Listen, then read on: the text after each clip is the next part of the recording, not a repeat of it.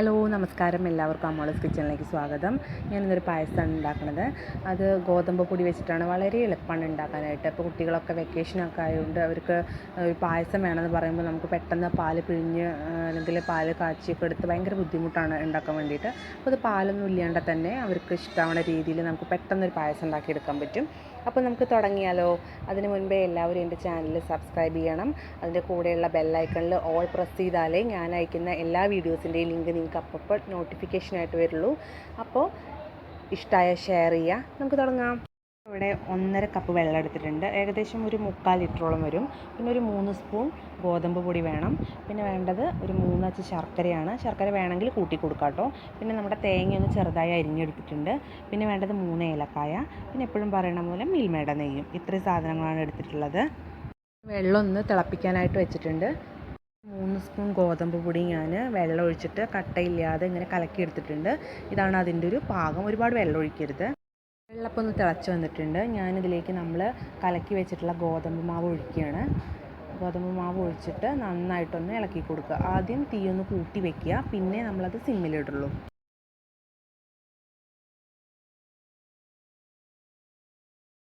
ഇടയ്ക്ക് നന്നായിട്ടൊന്ന് ഇളക്കി കൊടുക്കണം, അല്ലെങ്കിൽ അടി പിടിക്കാൻ ചാൻസ് ഉണ്ട്. നമ്മൾ സിമ്മിലിട്ടിട്ട് വേണം ഇളക്കി കൊടുക്കാൻ. ഇടയ്ക്കിടയ്ക്ക് ഇളക്കി കൊടുക്കും. ഇത് നന്നായിട്ടൊന്ന് തിളച്ച് വന്നിട്ടുണ്ട്. കുറച്ച് നേരം കൂടെ നന്നായിട്ടൊന്ന് ഇളക്കി കൊടുക്കുക. ഏകദേശം ഒന്നിങ്ങനെ കുറുകി വരാൻ തുടങ്ങിയിട്ടുണ്ട്. അപ്പോൾ നമുക്കൊരു കഞ്ഞിവെള്ളത്തിൻ്റെ ഒരു കട്ടിയായിട്ട് വന്നിട്ടുണ്ട്. ഇതിലേക്ക് നമുക്കിനി ശർക്കര ഒഴിച്ചു കൊടുക്കാം. ഇപ്പോൾ നമ്മൾ എടുത്തിട്ടുള്ള 3 അച്ച് ശർക്കര ഉരുക്കി അരിച്ചെടുത്തിട്ടുള്ളതാണ്. ഇതിലേക്ക് ഒഴിച്ചു കൊടുത്തിട്ട് നന്നായിട്ടൊന്ന് ഇളക്കി കൊടുക്കുക. ഇതിലേക്ക് നമ്മൾ ചതച്ച് വെച്ചിട്ടുള്ള ഏലക്കായും കൂടെ ചേർത്ത് കൊടുക്കുകയാണ്. എന്നിട്ട് ഒന്നും കൂടെ നന്നായിട്ട് ഇളക്കി കൊടുക്കുക. തീ എപ്പോഴും സിമ്മിൽ വെക്കാനായിട്ട് ശ്രദ്ധിക്കണം, അല്ലെങ്കിൽ അത് പെട്ടെന്ന് കരിഞ്ഞു പോവും. ആ ഗോതമ്പിൻ്റെ വേവ് പാകാവില്ല. അപ്പോൾ അത് ശർക്കരയിൽ കിടന്നിട്ട് നന്നായിട്ടൊന്ന് വേവോളം ഒരു 10-15 മിനിറ്റൊക്കെ മതിയായിരിക്കും കേട്ടോ. അതിൻ്റെ ഇടയിൽ നന്നായിട്ടൊന്ന് ഇളക്കി കൊടുത്തുകൊണ്ടേയിരിക്കുക. ഞാനിപ്പോൾ ഒരു പാനിൽ 2 ടീസ്പൂൺ നെയ്യ് ഒഴിച്ചിട്ടുണ്ട്. ഞാനിപ്പോൾ ഇതിൽ നമ്മൾ അരിഞ്ഞു വെച്ചിട്ടുള്ള തേങ്ങ ചേർത്ത് കൊടുക്കുകയാണ്. തേങ്ങ നമുക്കൊന്ന് ഫ്രൈ ചെയ്തെടുക്കാം. ഒരുപാട് ഫ്രൈ ആവേണ്ട ആവശ്യമില്ല, ഒരു മീഡിയം ഫ്രൈ ആയാൽ മതി. അപ്പോൾ ഈ ടൈം കൊണ്ട് തന്നെ നമ്മുടെ പായസം അവിടെ തിളയ്ക്കുന്നുണ്ട്.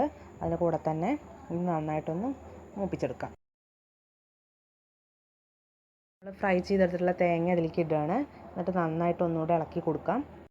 നമ്മുടെ ഈ പായസം കുറച്ച് നേരം കൂടെ ഇരിക്കുമ്പോൾ ഒന്നുകൂടെ കട്ടിയാകുമ്പോൾ ഒന്ന് അടച്ചു വയ്ക്കും.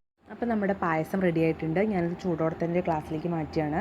അപ്പോൾ അത് ഉണ്ടാക്കാനായിട്ട് വളരെ എളുപ്പമാണ്. നമ്മളിപ്പോൾ കുടിക്കുന്ന ടൈമിൽ നമുക്ക് ആ ഒരു തേങ്ങയൊക്കെ കടിക്കാൻ കിട്ടുമ്പോൾ ഒരു പ്രത്യേക രുചി തന്നെയാണ്. അപ്പോൾ എല്ലാവരും ഉണ്ടാക്കി നോക്കണം.